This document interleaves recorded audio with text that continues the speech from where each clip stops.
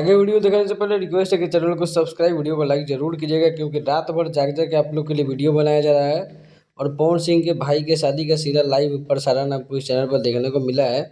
और भी बहुत सारा वीडियो आएगा, अगर पवन सिंह तो अभी तक नहीं आ पाए, और नहीं ऐसा उम्मीद भी नहीं है कि पवन सिंह अब आएंगे, क्योंकि किसी होटल में हमको लग रहा है कि आराम कर रहे हैं और मूड बना के वहीं पर सो गए, जैसी खबरें आ रही है।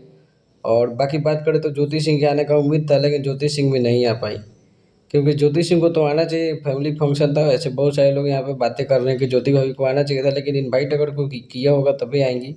बाकी वीडियो अच्छी लगे तो चैनल को अपना प्यार जरूर दिखाइएगा। मिलता है अगले वीडियो में।